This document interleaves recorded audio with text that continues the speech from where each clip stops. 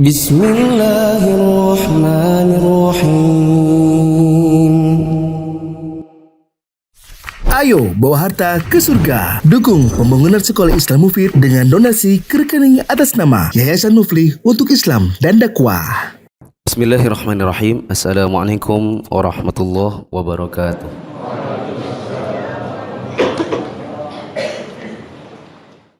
Alhamdulillahirabbil alamin wassalatu wassalamu ala asyrafil anbiya'i wal mursalin wa ala alihi wa ashabihi ajma'in. Hadirin jamaah yang dirahmati Allah, kita bersyukur kepada Allah pada hari ini kita lanjutkan kembali mulia dengan manhaj salaf. Sekarang kita masuk dalam prinsip dakwah salafiyah yang ke-11.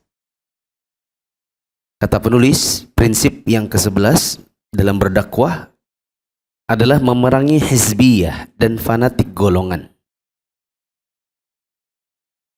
Boleh dicatat dekat-dekat situ.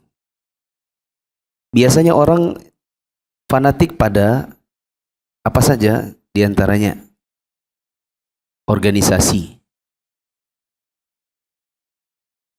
fanatik pada ormasnya, sehingga meskipun bertentangan antara keputusan ormas dengan keputusan atau apa yang tertera pada Al-Quran dan Sunnah, maka kadang-kadang yang diikuti justru keputusan organisasi, syekh atau gurunya. Fanatik kepada syekh atau gurunya atau kiainya, sehingga meskipun dia tahu bahwa apa yang diajarkan oleh gurunya itu salah, dia tetap ikuti. Karena fanatisme itu tadi. Dulu ramai fanatik mazhab. Dan sekarang sebagian orang mengembalikan fanatisme ini setelah banyak hilang dari kaum muslimin. Fanatik terhadap mazhab. Sehingga meskipun pendapat-pendapat mazhab itu bertentangan dengan sunnah, kadang mereka ikuti ya demi rasa cinta dan fanatismenya terhadap mazhab tersebut. Nah, ini diantaranya. Oh ya, ada juga partai, parpol. Fanatisme terhadap kepentingan politik dalam kepartaian. Sehingga kadang-kadang sebagian orang lebih mencintai orang kafir tapi separtai daripada orang muslim beda partai. Saya dengar-dengar nih, ini kan sudah mau pemilu ya. Ada orang yang dulunya pronya ke ini, bencinya sama yang situ. Begitu yang sekarang mau jadi lagi, sekarang cintanya sama yang situ, yang dulunya dibenci. Dulunya dihujat, sekarang dicinta. Sehingga akhirnya cinta dan bencinya bukan lagi karena Allah, melainkan karena kepentingan politik. Jemaah yang dirahmati Allah, mari kita baca apa yang ditulis oleh Ustadz Yazid di sini. Kata penulis, memerangi hizbiyah dan fanatisme golongan. Apa itu hizbiyah atau tahazzub? Tahazzub itu artinya berkelompok. Kata lainnya adalah tajammu'. Diambil dari kata hizb yang artinya adalah orang yang berkelompok. Jamak dari banyaknya hizb adalah ahzab. Mereka adalah setiap kaum yang hati dan perbuatannya sama, atau setiap kelompok yang tujuan dan misinya sama. Hizbur rajul, kelompoknya si fulan, atau bisa dibilang gengnya si fulan, itu artinya pendukung-pendukungnya dan tentaranya yang berpegang pada pendapatnya. Dan dalam Islam berkelompok terkadang dipuji, kadang dicela. Kadang tidak dipuji, tidak dicela. Contoh apa yang dipuji? Yang dipuji adalah Hizbullah, yaitu sebagian kaum muslimin yang mereka saling mencintai karena Allah. Apa contohnya kelompok yang tercela? Misalnya kelompok Persatuan Waria Balikpapan. Ini bahkan Hizbus Syaitan. Meskipun dia nggak waria.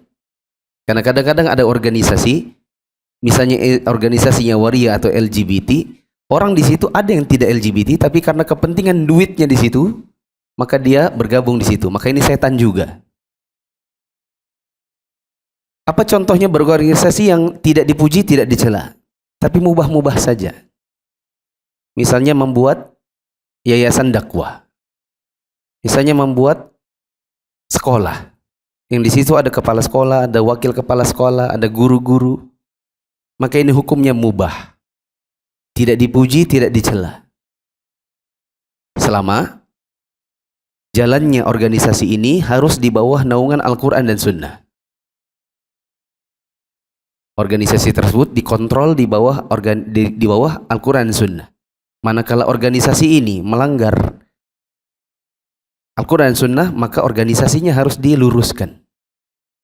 Bukan dia yang memenangkan di atas Al-Quran dan Sunnah.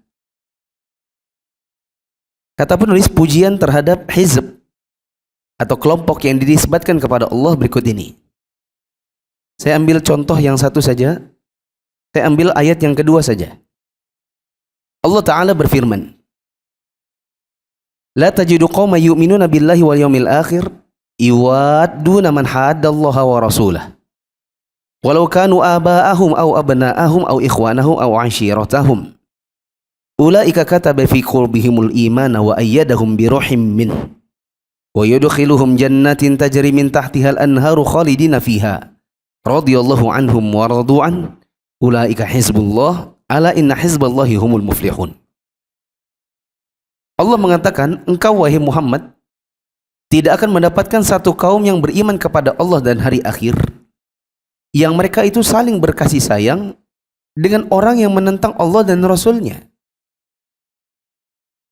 Atau tidak ada orang yang mengaku dirinya beriman kepada Allah dan hari akhir justru berkasih sayang dengan orang-orang yang menjadi musuh Allah dan Rasulnya. Meskipun orang itu bapaknya, anaknya, saudaranya, atau keluarganya.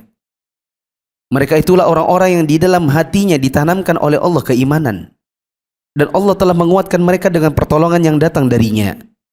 Lalu dimasukkannya mereka ke dalam surga yang mengalir sungai-sungai di bawahnya. Mereka kekal di dalamnya. Allah ridho terhadap mereka dan mereka ridho terhadap Allah. Merekalah golongan Allah. Ingatlah sesungguhnya golongan Allah itulah yang beruntung.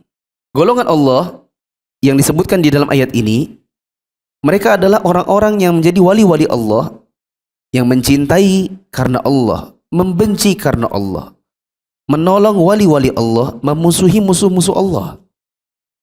Berkumpulnya mereka adalah karena Allah dan di jalan Allah, di mana Allah mengikat kaum mukminin dengan persaudaraan iman. Allah berfirman, innamal mu'minuna ikhwatun. Sesungguhnya orang-orang beriman itu bersaudara. Allah Ta'ala mensyariatkan kepada mereka untuk saling mencintai, saling menolong, saling memohonkan rahmat, dan saling menyayangi. Rasulullah bersabda, Mathalul mu'minina fi tawaddihim wa tarahumihim wa ta'atufihim mathalul jasadi idza ishtaka minhu 'udwun tada'a lahu sairul jasadi bisahari wal humma. Perumpamaan kaum mukminin satu dengan yang lainnya saling mencintai, saling menyayangi dan bahu-membahu seperti satu tubuh. Jika salah satu anggota tubuh sakit, maka anggota tubuh yang lain juga ikut merasa sakit dengan tidak bisa tidur dan mengalami demam. Allah Ta'ala menyeru kepada mereka untuk bersatu, saling tolong-menolong dan berkumpul serta melarang mereka berpecah belah. Melarang mereka dari bercerai-berai dan berselisih. Allah berfirman, wa'tasimu bihablillahi jami'an wa la tafarraqu wadhkuru ni'matallahi 'alaikum idh kuntum a'da'an fa'alafa baina qulubikum fa asbahtum bi ni'matihi ikhwana wa kuntum 'ala syafa hufratin minan nari fa anqadhakum minha kadzalika yubayyinullahu lakum ayatihi la'allakum tahtadun. Berpegang teguhlah kamu semuanya pada tali Allah dan janganlah kalian bercerai-berai. Dan ingatlah nikmat Allah kepada kalian ketika kamu dahulu di masa jahiliyah saling bermusuhan. Lalu Allah mempersatukan hati kalian sehingga dengan karunia-Nya kalian menjadi bersaudara. Sedangkan ketika itu kalian berada di tepi jurang neraka, lalu Allah menyelamatkan kalian dari sana. Demikianlah Allah menerangkan ayat-ayatnya kepada kalian agar kalian mendapatkan petunjuk. Nah, jamaah yang dirahmati Allah, beberapa nas yang kita baca tadi, ini adalah pujian dan anjuran untuk bersama-sama saling membahu, saling mencintai yang tujuannya adalah karena Allah. Bersahabat karena Allah. Berteman karena Allah. Dan kalaupun terpaksa terpisah, terpisahnya pun karena Allah. Bukan lantaran ini keluarga, ini teman, ini adalah bapak, ibu. Lalu kemudian kita berkasih sayang dan akhirnya kita campur aduk antara apa yang Allah sukai dengan yang tidak Allah sukai. Karena kita disuruh oleh Allah untuk saling bersatu padu, berpegang teguh kepada tali agama Allah. Ini tanggal berapa? Berapa hari lagi? 16 hari lagi. Kurangi 1, biasanya nanti dapat undangan. Dari tetangga, dari teman kantor. Dan yang paling berat dari semua itu adalah bila yang mengundang adalah orang tua atau mertua. Diajak apa? Natalan. Bila seandainya ada yang punya teman atau punya orang tua dan mertua atau keluarga yang mengundang Natalan, maka kita katakan Allah berfirman, Allah mengatakan kepada Nabi Muhammad bahwa Nabi Muhammad tidak akan mendapatkan orang yang beriman kepada Allah dan hari akhir. Dia saling berkasih sayang dengan orang-orang yang menentang Allah dan Rasulnya meskipun itu bapak ibunya. Maka meskipun yang mengundang adalah orang tua, tetap tidak boleh dan haram hukumnya orang mukmin ikut-ikutan dalam acara kekufuran. Tambah 5 hari kemudian, tanggal 30, tanggal 31 biasanya sudah ada yang ngajak beli ikan bakar, beli jagung bakar. Bahkan ada yang selama ini jualannya jualan ikan, semakin laku dagangannya. Ditambahnya lagi ayam sama jagung. Yang tadinya tidak jualan jagung, karena membaca ini akan ada perayaan besar, ikut-ikut jualan jagung. Apa tujuannya? Karena di malam tahun baru orang-orang mau bakar jagung. Akhirnya ikut meramaikannya. Saya ingat waktu kajian Mulia dengan Manhaj Salaf ini masih di SAI tahun 2018-2019. Tahun 2019 itu malam itu tahun barunya itu saya ada undangan di Sepinggan. Ya, mau karena besoknya mau ada acara pernikahan. Mau ceramah ceritanya, mau memberikan penasehatan kepada calon mempelai. Begitu parkir motor isinya bahan bakar, di situ ada ikhwan beberapa orang. Lihat muka ana langsung lari. Langsung, kalang kabut. Ya. Kalang kabut karena apa? Karena sudah ngaji, tapi ternyata tidak bisa tahan dengan panggilan teman. Temannya ngajak, ayolah bakar-bakar cuma sebentar aja kok. Akhirnya ikut-ikutan juga. Bukannya mewarnai malah terwarnai. Kalau kita mau sesuai dengan apa yang Allah dan Rasulnya sukai, yaitu berkelompok dan berkasih sayang karena Allah, maka salah satu caranya adalah senantiasa berkumpulnya karena Allah. Dan hindari perkumpulan-perkumpulan yang Allah benci. Di antaranya adalah berkumpul dalam rangka memperingati peringatan-peringatan yang diperkenalkan dan dilestarikan oleh orang-orang kafir. Di antaranya adalah malam tahun baru. Ya. Kalau ada yang belum bisa, siapa tahu ada yang baru ngaji, siapa tahu ada yang mungkin tahun kemarin masih merayakannya. Coba tahun ini bilang gini, sepanjang tahun dan gak ada urusanku sama malam tahun baru. Urusanku itu sama Ramadan, sama Idul Fitri, Idul Adha. Nggak ada urusan sama sekali dengan malam tahun baru. Jam 10 tidur. Mungkin agak susah tidur gara-gara ada kembang api dan kita pengen nonton. Ya, pengen juga buka jendela, pengen lihat bagaimana kembang api. Ketika timbulkan rasa benci. Oh, ini orang lagi bakar rezekinya Allah. Dikasih oleh Allah uang. Bagus kalau dipakai misalnya buat DP haji plus kah, DP haji reguler kah, daripada dibakar. Mending dikasih ke anak yatim, mending dikasih kepada orang fakir miskin daripada dibakar demikian. Ini lagi orang lagi bombardir semua. Tumbuhkan kebencian ini. Semoga Allah berikan hidayah kepada mereka. Dan kita jangan nonton. Jangan ikut, wah bagus, nak bang, lihat bang, ih keren bang ya. Kita malah ikut senang. Ya. Bilang sama diri kita, tidak ada urusan dengan malam tahun baru, maka tidak usah ikut-ikutan dan jangan menikmatinya. Kalau ada tetangga panggil, Pak, ini ada jagung. Bilang, maaf Pak, kami tidak merayakan. Ya. Sanggup? Tidak sanggup. Apalagi kalau yang panggil Pak RT. Biasanya tidak sanggup. Baik. C. Celaan kepada hizbiyah dan fanatik golongan. Allah Ta'ala berfirman, wa inna hadhihi ummatukum ummatan wahidah wa ana rabbukum fattaqun. Allah mengatakan sesungguhnya dan sungguh agama tauhid inilah agama kalian. Agama yang satu dan aku adalah Rabb kalian. Fataqatta'u amrahum bainahum zubura. Kullu hizbin bima ladaihim farihun. Allah katakan, bertakwalah kepadaku. Kemudian mereka terpecah belah dalam segala urusan agamanya menjadi beberapa golongan, dan setiap golongan merasa bangga dengan apa yang ada pada mereka masing-masing. Yang perlu digarisbawahi atau distabiloi firman Allah, wa kullu hizbin bima ladaihim farihun. Ada orang berpecah belah dalam urusan agamanya, lalu mereka masing-masingnya berbangga-bangga dengan apa yang ada pada diri mereka. Ya, mungkin teman-teman dulu senang dengan politik, atau mungkin sampai sekarang masih suka dengan politik. Adakah parpol Islam A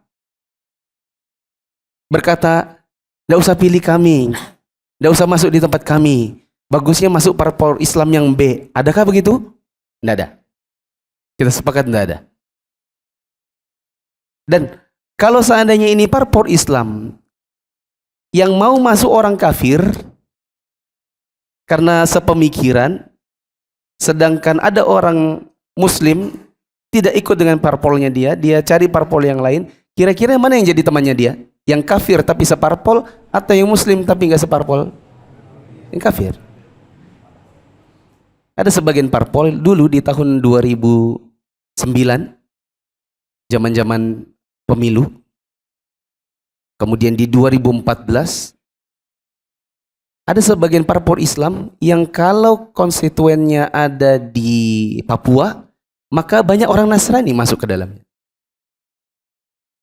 Untuk cabangnya mereka atau apapun lah namanya ya, kalau ada di Bali maka yang banyak jadi calegnya adalah orang Hindu. Ya. Maka berparpol-parpol ini termasuk di antara yang merupakan pemecah belah dalam urusan agama. Ada parpol dulu A, sekarang jadi A plus B, ya enggak? Yang dulu sering berkata, Salafi saja berpecah belah, lihat kami. Sekarang kalau lihat mereka, satu masjid, mereka bisa cakar-cakaran di satu masjid. Ustadznya dulu gabung, sama-sama membina tahfiz yang sama, karena parpol Islamnya pecah, ustadznya pecah. Ustadz yang sini nggak mau ngisi karena ada ustadz yang di sini. Kenapa? Karena beda parpol. Padahal dulunya tuh satu, sama-sama membenci dan memerangi orang-orang yang mendakwahkan sunnah dan tauhid. Kan ada yang ini cabangnya si Anu, ini cabangnya si Anu, tapi partainya sama. Lanjut. Syekh Safiyur Rahman Al-Mubarakfuri rahimahullah mengatakan, Al-Hizb secara bahasa adalah golongan atau kumpulan dari manusia. Berkumpulnya manusia karena adanya sifat yang bersekutu atau kemaslahatan yang menyeluruh.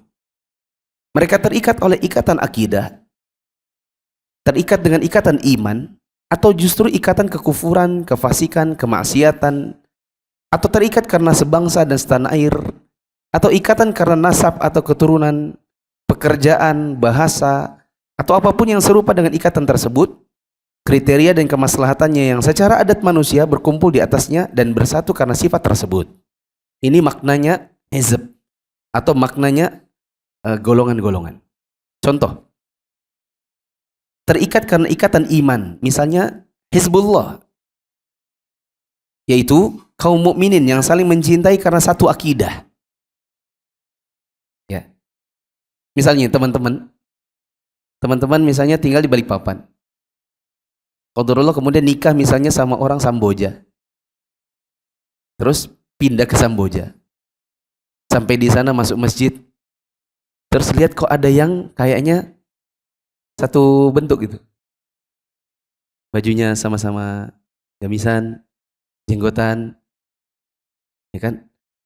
Ngobrol-ngobrol. Ternyata satu akidah. Yaitu maunya tauhid, maunya ibadah sesuai sunnah. Maka ini dengan otomatis aku terikat dengan ikatan akidah ini. Contoh ikatannya ikatan kekufuran, misalnya persatuan pro Yahudi. Contoh kefasikan dan kemaksiatan seperti persatuan LGBT tadi. Ya, ada yang pokoknya yang pelangi-pelangi. Bikin yayasan kah, bikin apakah. Contoh yang terikat karena sebangsa dan setanah air kita, rakyat Indonesia. Kayaknya kalau misalnya ada Malaysia yang ngomong, batik itu punya kami, kita langsung jengkel ya. Orang Malaysia bilang, rendang itu asalnya dari Malaysia, itu orang Indonesia langsung sakit hati. Enak aja ngomong. Ada lagi yang barusan ini apa ya? Batik, rendang, satu lagi itu apa ya? Nasi goreng. Ya, nasi goreng. Nasi goreng itu punya Malaysia. Orang Indonesia, jengkelnya saya. Lamanya saya makan di Gunung Kawi itu, Abu Riyas. Bertahun-tahun. Terus tiba-tiba tahun ini ada yang mengklaim nasi goreng asalnya Malaysia. Sebagai orang yang sebangsa dan setanah air, kita agak jengkel. Tapi nanti kita mikir lagi, Allah ini kan duniawi juga. Gak ditanya juga nanti di dalam kubur, nasi goreng itu asalnya Malaysia atau Indonesia. Ada yang karena ikatan nasab atau keturunan. Misalnya kalau kita orang Bugis ada namanya KKSS. KKSS itu apa ya? Kerukunan Keluarga Sulawesi Selatan. Ya. Ada lagi karena pekerjaan, misalnya Serikat Pekerja Pertamina. Ada karena lain-lain. Ini namanya hizb. Tadi saya sudah jelaskan di awal, hizb ada yang dipuji, ada yang dicela, ada yang boleh-boleh saja. Kata penulis, bukanlah suatu yang tersembunyi bagi seorang yang berakal bahwa hizb itu punya prinsip, punya pemikiran dan sandaran yang sifatnya intern dan teori-teori yang menjadi patokan sebagai undang-undang bagi kelompok tersebut. Kadang-kadang disebut dengan ADART. Undang-undang tersebut kedudukannya seperti asas yang menjadi dasar berpijaknya setiap organisasi hizb. Dan hizb sengaja dibangun berdasarkan undang-undang tersebut. Barang siapa yang percaya dan meyakini dengan sungguh-sungguh, maka pada akhirnya dia akan mengakuinya, mengambilnya sebagai asas pergerakan dan amal jama'i. Amal jama'i apa maksudnya teman-teman? Amal jama'i itu amal bersama satu kelompok yang akhirnya tersusun rapi dalam hizb tersebut, sehingga dia menjadi anggotanya atau menjadi pendukung setianya. Yang tidak setuju, maka dia tidak termasuk anggota hizb. Maka undang-undang itu adalah asasnya wala atau kesetiaan dan baro atau permusuhan, persatuan, perpecahan, kepedulian dan ketidakpedulian. Saya mau jelaskan sedikit tentang paragraf ini. Ada sebagian hal yang membuat kita bisa bersatu di atas sebuah organisasi atau sebuah hizb. Teman-teman yang suka sepedaan, makhluk goib, ya. Goib itu Pak. Ya. Teman-teman yang suka sepedaan, ada yang misalnya kita ini asasnya bukan sepeda ecek-ecek. Jadi kita nggak mungkin hanya keliling komplek. Kita ini bersatu untuk sepedaan yang kilo 50, yang tritip, penajam kalau perlu. Begitu. Nah, ada pun yang tidak sesuai, oh ini yang pahanya nggak terlalu besar, nggak kuat, berarti dia yang kelilingnya cuman keliling-keliling kompleks saja. Ya, maka ini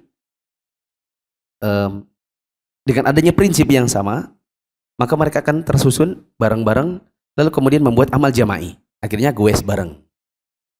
Minggu ini kemana? Oh ke Tritip, ayo jalan sama-sama. Yang tidak seprinsip, waduh, saya ini prinsipnya bukan touring, saya ini prinsipnya yang penting olahraga. Akhirnya tidak sehizab, left group. Gitu kan? Ada yang satu organisasi, misalnya organisasi dakwah. Organisasi dakwahnya ini misalnya banyak komersilnya. Banyak komersilnya, nanti kemudian memperkaya para pengurusnya. Ada yang, oh saya nggak seprinsip. Bagi saya dakwah ya dakwah. Nggak, ini, keluar, akhirnya keluar. Seperti itu. Atas pertimbangan yang demikian, maka sesungguhnya di dunia ini hanya ada dua hizb. Yaitu Hizbullah dan Hizbul Syaitan. Yang menang dan yang kalah, yang muslim dan yang kafir. Itu seharusnya. Orang yang memasukkan Hizbullah ke dalam hizb atau kelompok pergerakan dan jamaah-jamaah yang lain, maka dia telah merobek-robek Hizbullah. Memecah belah kalimat Allah. Seorang muslim harus meninggalkan dan menanggalkan semua bentuk hizbiyah yang sempit, yang melemahkan Hizbullah, dan tidak boleh toleran kepada semua kelompok atau golongan atau jamaah, supaya agama Islam ini seluruhnya milik Allah. Nah, cuman masalahnya, ya kita hidup di zaman yang memang banyak banyak hizb baru. Ada hizb dalam perpolitikan, maka timbullah berbagai parpol Islam. Kita di zaman dahulu kalau belajar ya yang ngajarin orang tuanya. Orang tuanya belajar lalu kemudian ngajarin anak-anaknya. Di zaman sekarang sudah berubah. Orang tua tidak bisa ngajari sendiri. Orang tua pergi bekerja, maka anaknya pergi kemana? Ke sekolah. Akhirnya di sekolah, ya ada sekolah yang umum, ada yang agama, full agama, ada yang dicampur. Ada sebagian pelajarannya umum, sebagian pelajarannya agama, dan seterusnya. Dan sudah selayaknya, ini semua harusnya bersatu di atas agama Allah, yaitu di atas Al-Quran dan Sunnah. Selanjutnya, kata penulis, tercerahnya fanatik terhadap golongan, mazhab atau ulama tertentu. Syekhul Islam Ibnu Taimiyah rahimahullah berkata, barang siapa mengangkat pemimpin, siapapun orangnya, lalu wala dan baroknya menurut persetujuan atau perkataan perbuatannya, maka dia ini adalah orang yang memecah belah agama Allah menjadi beberapa golongan. Saya kasih contoh yang mungkin di zaman sekarang orang mungkin banyak oke lah, merasa oke dengan contoh ini. Misalnya ada sebagian orang yang nikahnya tidak pakai wali. Nikah tanpa wali. Alasannya saya kan mazhabnya Hanafi. Jadi ya saya terserah aja. Anak saya nikah nggak pakai wali nggak ada masalah. Padahal Nabi SAW mengatakan la nikaha illa biwali. Tidak sah pernikahan tanpa wali. Janda sekalipun harus pakai wali sebenarnya. Nah kalau ada orang berkata, saya ini ikut dengan mazhab Hanafi, saya ini fansnya Abu Hanifah. Kemudian dia ikuti semua perkataan dan perbuatannya, meskipun bertentangan dengan Al-Quran dan Sunnah, berarti orang ini memecah belah agama.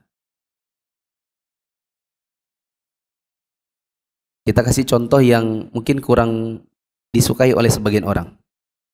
Contoh, kalau di dalam Islam menentukan satu Ramadan dan satu Syawal itu pakai ru'yatul hilal. Ru'yah. Orang sering bilang dengan kata ruqyat. Kalau bahasa Arabnya kita baca ru'yah atau ru'yatul hilal. Tanpa ka. Karena itu hamzah, bukan kaf. Di dalam Islam adanya ru'yatul hilal. Karena Nabi SAW mengatakan sumu li ru'yatihi wa aftiru li ru'yatihi. Puasalah kalian, yaitu tetapkan satu Ramadan dengan ru'yatul hilal. Dan berbukalah kalian, yaitu tetapkan satu Syawal dengan ru'yatul hilal. Ini kata Allah dan Rasulnya. Ada sebagian organisasi yang mereka punya metode berbeda. Metodenya apa? Hisab. Nah, ketika kita mengatakan harusnya ikuti Allah dan Rasulnya, mereka bilang, oh tidak, kami keputusan organisasi kami ya begini. Ya, meskipun itu hadisnya begitu ya, kami masalahnya ini sudah dari pusat begitu. Nah, maka kita katakan ini bisa berpotensi memecah belah agama Allah. Dan kita dapati memang demikian, hampir setiap tahun mesti ada yang beda. Ada yang Idul Fitrinya hari ini, ada yang Idul Fitrinya besok. Ada lagi yang Idul Fitrinya 2 hari sebelum orang Muslim. Mereka pakai namanya pasang surut air laut. Ada di Sulawesi. Ya.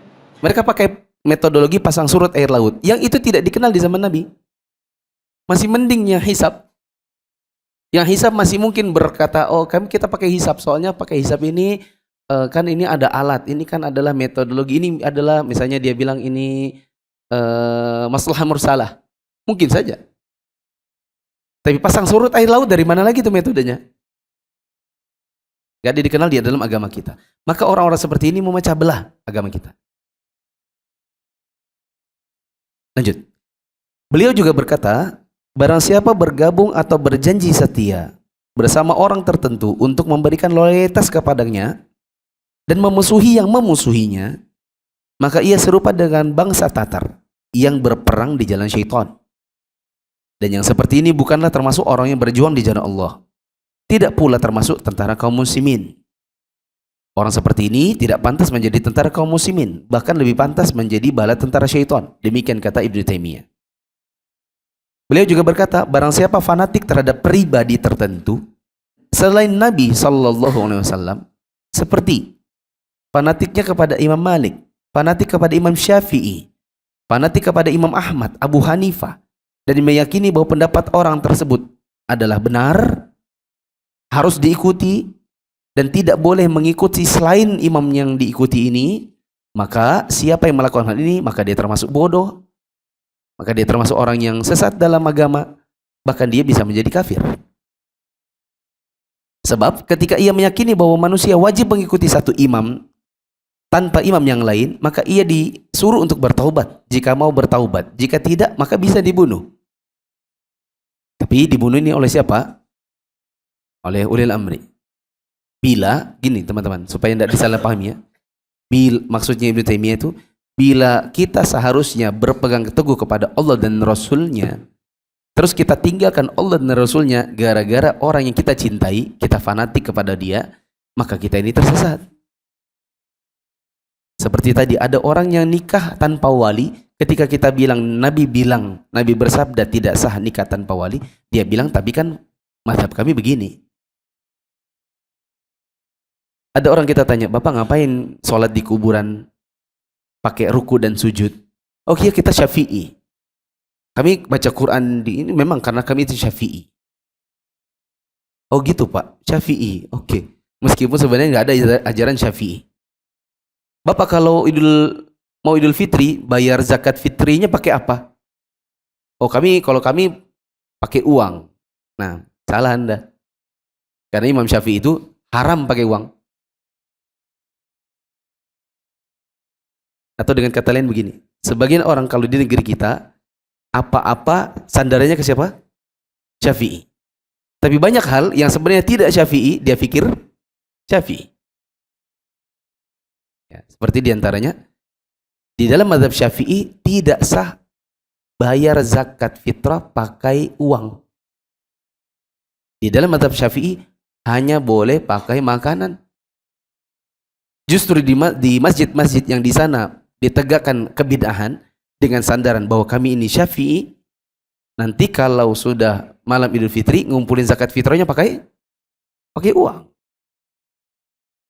Yang boleh kan pakai uang hanya Imam Abu Hanifah. Itu pun dalam kondisi terpaksa. Seperti ada orang yang ingin bayar zakat fitri tapi tidak pegang makanan, hanya pegang uang, dan malam itu ketemu dengan orang miskin dan dia tidak punya apa-apa kecuali uang, maka dia bayar pakai uang. Ya. Saya dulu dengar sebagian guru-guru kami memberi contoh, misalnya orang di laut di malam Idul Fitri mau bayar zakat fitri, tidak ada keluarganya di negerinya, hanya ada dia di atas kapal. Di dekat kapalnya ada perahu orang miskin. Dia bilang, ini malam Idul Fitri saya mau bayar zakat, tapi saya nggak punya makanan. Maka bayar pakai apa? Pakai uang. Di luar dari kondisi keterpaksaan, tidak ada imam yang bolehkan untuk pakai uang. Selanjutnya, ketika ditanya mengenai orang-orang yang fanatik terhadap mazhab dan ulama tertentu, dan tentang orang-orang yang sama sekali tidak mau mendengar nasihat para ulama, Syekh Shalih bin Fauzan mengatakan, benar, ini adalah dua golongan yang saling berlawanan. Di antara mereka ada yang ghulu atau berlebihan dalam taklid, sehingga dia fanatik terhadap berbagai pendapat seseorang meskipun menyelisihi dalil. Ini sangat tercela, bahkan bisa mengakibatkan kekafiran. Saya kasih contoh teman-teman, saya baru teringat ya. Ada syekh dari Yaman. Tepatnya tidak dibilang syekh karena lebih dikenal dengan Habib. Saya tidak usah sebut namanya. Takutnya nanti pendukungnya marah. Habib ini, kita bisa lihat di YouTube-nya, beliau mengatakan, saya cinta dengan orang-orang Yahudi. Ya, betul-betul dia katakan, saya ini termasuk orang yang cinta dengan orang Yahudi. Padahal di dalam Islam orang Yahudi itu dibenci Allah dan Rasulnya. Betul? Apa dalilnya? 17 kali kita baca dalam satu hari. Ghairil maghdubi alaihim waladdallin. Siapa itu al-maghdubi alaihim? Yahudi. Ya. Ad-dallin Nasrani. Allah murka kepada orang Yahudi karena orang Yahudi itu berilmu tapi tidak mengamalkan. Sedangkan orang Nasrani itu dallin, orang yang sesat dikarenakan beramal tapi tidak punya ilmu. Ini ghairil maghdubi alaihim waladdallin. Ya Allah, tunjukkan kami jalan lurus. Itu jalannya orang-orang yang engkau beri nikmat kepada mereka. Jangan jalannya orang-orang yang engkau murkai kepada mereka. Siapa itu? Yahudi. Lalu bagaimana ada orang diikuti sebagai seorang Habib yang pengikutnya banyak, yang mungkin kalau datang ke Balikpapan tidak cukup itu lapangan Merdeka. Saking banyaknya orang yang suka kepada dirinya, dia mengatakan, kami cinta kepada orang Yahudi. Dan ini yang dimaksudkan oleh Syekh, ini bisa mengakibatkan kepada kekufuran. Apalagi orang-orang Yahudi memerangi saudara-saudara kita di Palestina, lalu kemudian kita katakan kita cinta dengan orang Yahudi, bodoh, tolol. Mencintai orang yang membunuh sesama kaum muslimin. Ya. Golongan yang kedua adalah mereka yang menolak mentah-mentah perkataan para ulama dan tidak mau mengambil manfaat darinya sedikit pun, sesuai dengan kitabullah dan as-sunnah. Maka ini adalah penyia-nyiaan. Kalau golongan yang pertama, orang yang melampaui batas, sedangkan orang yang kedua justru orang-orang yang menyia-nyiakan. Maksudnya gini teman-teman. Ada sebagian orang yang fanatik terhadap ulama, fanatik terhadap kiai, terhadap sosok tertentu, terhadap habib tertentu, ya, terhadap guru tertentu. Saking fanatiknya, apapun yang tidak masuk akal diterimanya. Apapun yang tidak mungkin dilakukan, ya, diterimanya. Apapun yang tidak mungkin terjadi, juga diterimanya. Saya kasih contoh 2 minggu lalu ada orang bicara bahwa dia punya guru, gurunya mimpi ketemu Nabi, diberikan hadis kopi. Yang hadis itu tidak pernah Nabi SAW sebutkan di masa hidupnya. Soalnya kan dia ceritanya gitu. Guru saya bertemu dengan Nabi di dalam mimpinya. Di dalam mimpinya, guruku berkata, ya Rasulullah, sebutkanlah hadis yang engkau tidak pernah sebutkan semasa hidupmu dulu. Disebutkan itu tentang kopi. Saking cintanya, orang yang kurang akalnya mau terima dengan seperti itu. Orang yang berakal tidak akan mau terima. Kenapa kita tidak mungkin terima? Karena melazimkan yang seperti itu, berarti ada amalan yang munculnya setelah Nabi wafat. Mungkinkah? Padahal Allah mengatakan al-yauma akmaltu lakum dinakum. Pada hari ini kusempurnakan untuk kalian agama kalian. Agama ini sudah sempurna, tidak ada tambahan, tidak ada pengurangan. Kok ada setelah 1400 tahun muncul orang mimpi ketemu dengan Nabi dalam mimpinya, dikasih satu hadis yang 1400 tahun nggak ada seorang pun yang mengamalkannya. Yaitu apa tadi? Kopi. Kita kalau minum kopi karena ngantuk, silakan. Kopi karena ngajar, karena mau bekerja, silakan. Tapi masalahnya ini Siapa yang minum kopi dan aromanya ada sisanya di tenggorokannya, maka malaikat akan mintakan ampun untuknya. Ya. Tidak masuk akal. Karena 1400 tahun lewat baru muncul orang yang ketemu dengan Nabi dan amalannya baru muncul 1400 tahun setelahnya. Itu konsekuensinya kalau kita percaya. Saya dulu waktu di Samarinda itu kerja. Saya pernah kerja di Samarinda. Saya lagi nunggu maghrib, diskusi sama teman kantor yang kebetulan seorang pengikut tarekat sufi. Saya bilang gini, ya kalau tarekat sufi itu kebanyakan saking fanatiknya dengan sebagian guru-gurunya atau sebagian syekh-syekh sampai mempercayai hal-hal yang tidak mungkin. Apa contohnya, Muf? Contoh, ada orang mengklaim bahwa itu satu malam itu bisa sholat 1000 rakaat. Kalau menurut saya ini pelecehan kepada. Kenapa? Coba.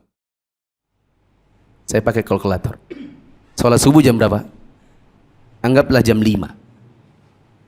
Ya. Maghrib jam berapa? Anggap jam 6. 6 ke 5 berarti berapa? 11 jam. Oke. 11 kali 60 menit. 660 menit. Oke. 1000 rakaat katanya. Dalam satu malam. Berarti dalam 660 menit. Itu belum dipotong dengan sholat maghrib, sholat isya, dan makan malamnya. Maka sholat 1 rakaat tidak sampai 1 menit. Berarti sholatnya tidak tumak ninah. Ini pelecehan kalau menurut saya. Mungkinkah sholat gak tumak ninah? Dia bilang, loh justru itu, kan dia wali, dia bisa melipat waktu. Sudah, selesai. Selesai sudah. Daripada gila kita.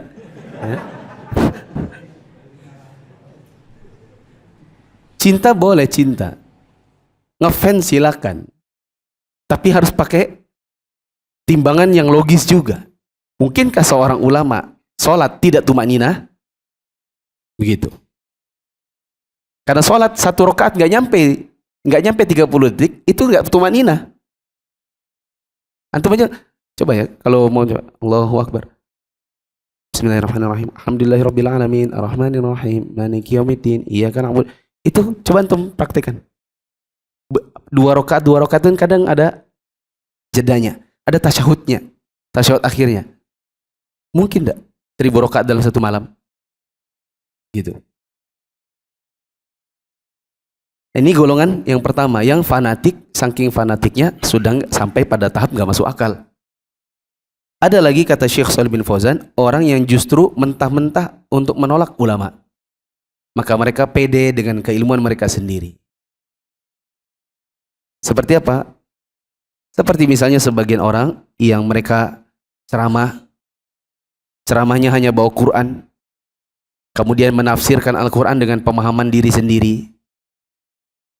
Dia tidak bawa tafsir misalnya Al-Imam Ibnu Katsir, tidak bawa tafsir As-Sa'di, tidak bawa tafsir Al-Qurtubi. Dia bilang, menurut saya ayat ini tafsirnya, dia tidak membutuhkan perkataan ulama dalam hal ini. Maka orang seperti ini kalau kita ikuti, kita bisa ikut sesat. Belajar kepada orang yang tafsir Al-Qur'annya dari kantong pribadi, dari pendapat sendiri, ini bisa sesat. Begitu. Coba kalau disuruh tafsirkan firman Allah, faqatulu anfusakum dzalikum khairul lakum 'inda barikum fataba 'alaikum, kira-kira tafsirnya apa? Ya, firman Allah Ta'ala, bunuhlah diri kalian jika kalian ingin bertaubat, itu lebih baik di sisi Allah, di sisi Tuhan kalian, agar dia menerima taubat kalian. Berarti kalau kita misalnya mau taubat dari zina, harusnya ngapain? Berdasarkan ayat tadi, bunuh diri. Tapi berdasarkan apa yang diketahui oleh para ulama ahli tafsir, mereka katakan ini adalah kisah orang Bani Israel, di mana orang Bani Israel memang diperintahkan untuk bertaubat dengan cara bunuh diri. Adapun kita kalau bunuh diri malah masuk neraka. Ya. Selanjutnya, terdapat kebaikan di dalam pendapat para ulama, terlebih lagi para fikihnya salaf, fikih sahabat, tabi'in, imam yang 4, para ahli fikih yang disaksikan atau disepakati oleh umat Islam tentang kefakihan mereka dalam agama. Maka kita mengambil manfaat dari pendapat-pendapat mereka. Tapi tidak boleh dijadikan sebagai masalah yang tidak bisa dibantah lagi. Bahkan apabila kita mengetahui bahwa pendapat ulama menyelisihi dalil, maka kita diperintahkan untuk berpegang kepada dalil. Saya kira teman-teman insya Allah sudah sering dengar perkataan Imam Malik, perkataan Imam Syafi'i, perkataan Imam Ahmad yang mereka mengatakan, sesungguhnya kami ini adalah manusia biasa. Pendapat kami bisa benar, bisa salah. Bila kalian dapati pendapatku bertentangan dengan nas dalam Al-Quran dan Sunnah, maka buang pendapatku ke tembok. Itu artinya yang kita fanatiki pendapatnya pun mereka mengatakan jangan fanatik. Pendapat kami yang diambil adalah yang sejalan dengan Al-Quran dan Sunnah. Yang tidak sejalan maka harus ditinggalkan. Ya, maka meskipun yang bicara ini adalah ulama, bila kita ketahui pendapat mereka keliru, maka kita harus tinggalkan pendapat tersebut dengan tetap menghormati orangnya. Teman-teman mungkin sudah sering dengar contoh-contoh seperti ini. Kita dulu kecil diajarkan oleh guru agama kita waktu SD dan juga diajarkan dalam buku-buku buku cetak di SD, cara wudhu seperti apa untuk rambut, untuk kepala. Sebagian orang diajarkan hanya dengan mengusap jambulnya saja, alias mengusap bagian depannya saja, ubun-ubunnya. Berapa kali? 3 kali. Itu yang kita dapati. Sebagian guru-guru kita mengatakan ini pendapat Imam Syafi'i. Oke, ini Imam Syafi'i mengatakan bagian depannya saja. Karena beliau mengatakan wamsa'u biru'usikum dalam firman Allah, ya ayyuhalladzina amanu idza qumtum ila sholati faghsilu wujuhakum wa aydiyakum ilal marafiq wamsahu biru'usikum. Wahai orang beriman, apabila kalian hendak salat, maka cucilah wajah kalian, cucilah tangan kalian sampai siku, dan usaplah bi ru'usikum. Usaplah kepala kalian. Tapi ada kata bi di situ. Apa maksudnya bi? Kalau kita ikut kelas nahu, bi itu artinya apa? Dengan. Sehingga usaplah dengan kepala kalian. Gimana itu? Usaplah dengan kepala kalian. Berarti tangannya ciduk air, kepalanya gini. Gitu kan? Kepalanya yang usap, bukan tangannya yang diusap. Imam Syafi'i mengatakan, bi di sini maksudnya adalah sebagian. Ba litab'id. Ini adalah ba yang menunjukkan sebagian. Berarti usaplah cukup sebagian kepala kalian. Itu kata beliau. Para ulama kita yang lain menentang. Dalam bahasa Arab tidak dikenal yang namanya ba untuk sebagian, tidak ada. Jadi apa maksudnya? Nah, kita cocokkan dengan apa yang dipraktekkan oleh sahabat Nabi. Terdapat riwayat yang sahih dari Utsman bin Affan dan Abdullah bin Zaid, di mana mereka kalau berwudu, mereka berwudunya dengan cara mengusap dari depan kepala diteruskan hingga ke tengkuk. Sampai di tengkuk dikembalikan ke depan kepala, lalu kemudian jarinya menggosok daun telinga dan lubang telinganya. Lalu mereka mengatakan ini wudunya Nabi. Maka wudunya Nabi yang benar adalah usap itu dari depan kepala sampai tengkuk lalu dikembalikan. Adapun yang cuma jambul-jambul saja, maka ini tidak sesuai dengan sunnah. Meskipun ini Imam Syafi'i, kita bisa sampingkan pendapatnya dengan tetap menghormati Imam Syafi'i. Ahmad azan.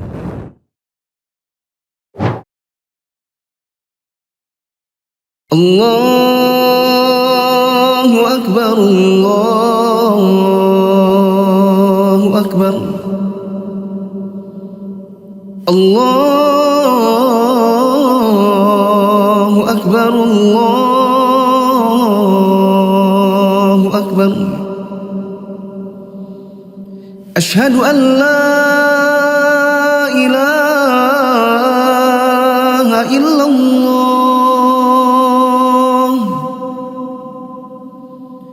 Asyhadu an la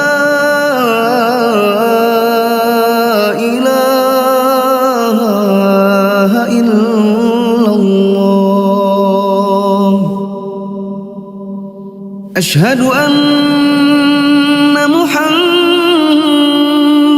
رسول الله أشهد أن محمد رسول الله حي على الصلاة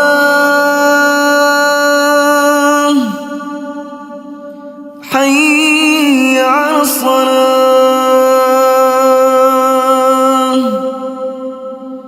حي على الفلاح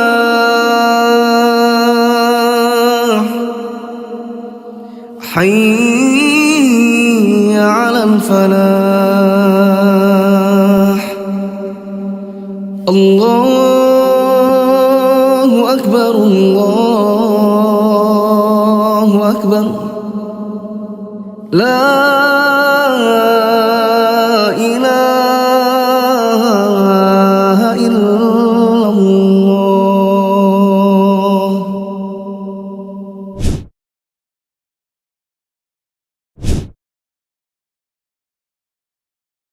Saya lanjutkan tinggal dikit lagi, teman-teman. Terdapat kebaikan di dalam pendapat ulama, terlebih lagi fikih salaf, fikih sahabat, tabi'in. Adapun jika pendapat para ulama tidak menyelisihi dalil dari Al-Quran dan Sunnah, maka kita boleh berpegang teguh kepada pendapat mereka.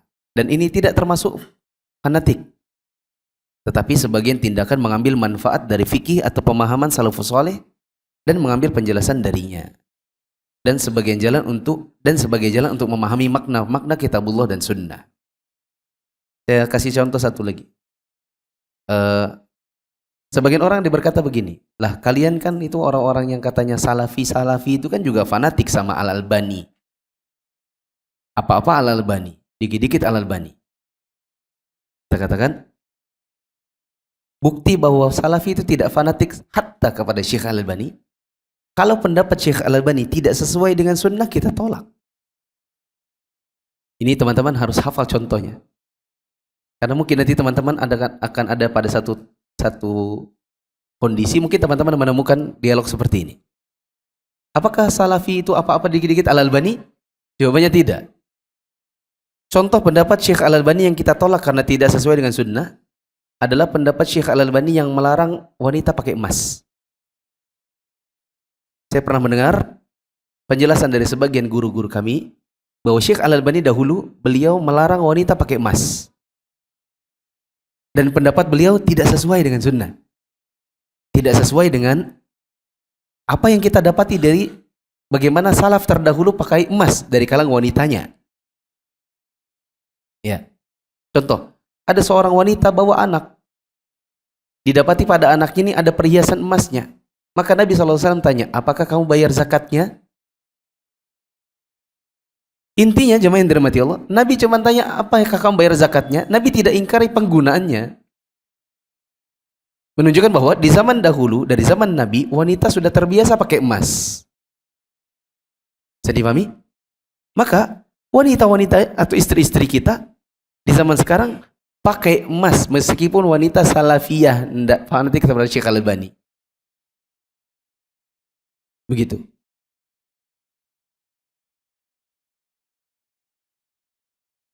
Pendapat yang benar dan yang adil adalah kita mengambil pendapat ulama dan ahli fikih sesuai dengan Al-Quran dan Sunnah.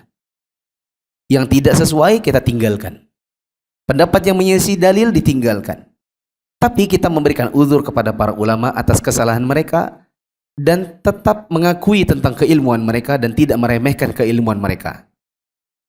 Kenapa demikian? Karena Rasulullah bersabda, jika seorang hakim, yaitu ahli ilmu, berijtihad dan ijtihadnya benar, maka dia dapat 2 pahala. Jika dia berijtihad dan ijtihadnya salah, maka dia dapat 1 pahala. Ini penghargaan Nabi yang harusnya kita ikuti kepada para ahli ilmu atau para ulama.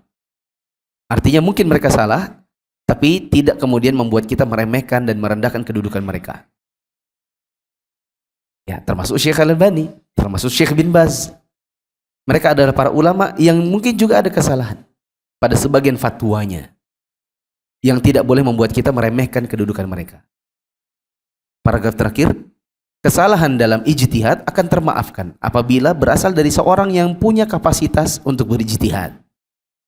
Adapun orang yang bodoh atau orang yang baru menuntut ilmu, maka dia tidak berhak dan tidak boleh berijtihad, karena dia akan berdosa jika ijtihadnya benar maupun salah. Orang yang bodoh dan tidak punya kapasitas ijtihad, bila dia berijtihad dan ijtihadnya benar, dia dapat satu dosa. Apa dosanya? Dosa berijtihad padahal bukan kapasitasnya. Kalau ijtihadnya salah, maka dia dapat dua dosa. Apa dosanya?